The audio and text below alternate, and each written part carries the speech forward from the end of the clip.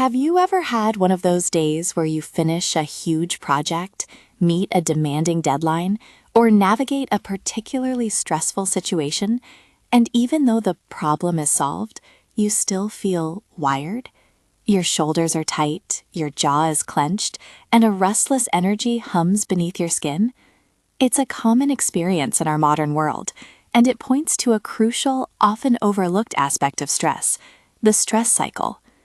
We often think that once the stressor is gone, once the traffic clears, the presentation is delivered, or the difficult conversation ends, our body should automatically return to a calm state. But for many of us, that's simply not what happens. We're left with a lingering tension, a feeling of being stuck in a high alert mode, even when there's no immediate threat. This isn't a failure on your part. It's a fundamental disconnect between our ancient biological responses and the realities of 21st century life. Today, we're going to explore what the stress cycle is, why it often goes incomplete, and most importantly, how we can actively and intentionally complete it in our everyday lives. This concept has been wonderfully illuminated by researchers like Emily and Amelia Nagoski, who highlight that merely solving the problem that caused our stress isn't enough. We also need to allow our bodies to process and release the physiological response.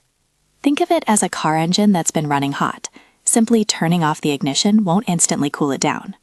Our bodies are incredible machines, designed over millennia for survival.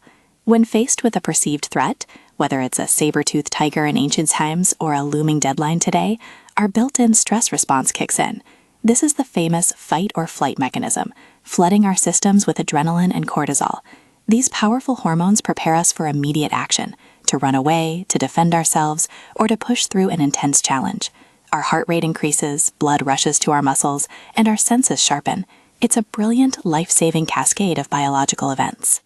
The challenge arises because in our modern world, most of our stressors aren't physical threats that require us to literally run or fight. We don't sprint away from a difficult email or physically wrestle a demanding client. Instead, we sit at our desks. We internalize, we analyze, the stress response gets activated, but the physical resolution, the running, the fighting, the roaring, never happens. The stress hormones are pumped in, preparing us for an emergency that, from a physical standpoint, never quite materializes or resolves itself in the way our bodies expect. This leaves us in a state of chronic, low-level activation. The tiger might be gone, the deadline met, the difficult conversation finished, but the residue of the stress response remains trapped in our bodies.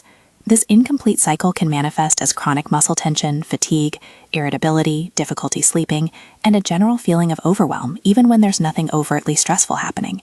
It's why simply wishing away the stress, or even solving the problem, often doesn't make us feel truly calm or rested. The physiological engine is still revving. So, how do we actively signal to our bodies that the danger has passed and it's safe to power down? How do we complete that natural, necessary cycle? The good news is that there are very tangible, actionable strategies we can integrate into our daily lives. These aren't about avoiding stress altogether, which is impossible, but about processing it effectively. First and foremost, physical activity. This is perhaps the most efficient way to complete the stress cycle. When you're stressed, your body is literally preparing for movement. Engaging in any form of physical exertion, whether it's a brisk walk, a vigorous run, dancing, jumping jacks, or even just shaking your body for a few minutes, helps burn off those stress hormones and signals to your nervous system that you've escaped or fought off the threat. It doesn't have to be an intense workout. Even 20-30 minutes of moderate activity can make a profound difference. Next, breathing. Our breath is an incredibly powerful tool for regulating our nervous system. Deep, slow, diaphragmatic breathing that expands your belly rather than just your chest, actively shifts your body from the fight or flight sympathetic state to the rest and digest parasympathetic state. Techniques like box breathing, inhale for 4, hold for 4, exhale for 4, hold for 4, can be incredibly effective in downregulating the stress response, signaling safety and calm. Then there's positive social interaction. Humans are social creatures, and connection is a powerful antidote to stress. Engaging in warm, friendly conversation, making eye contact, and genuinely connecting with someone you trust signals to your nervous system that you are safe and supported. It's a reminder that you're not alone in the face of perceived threats. Even a brief, authentic interaction can release oxytocin, a hormone that promotes bonding and reduces stress.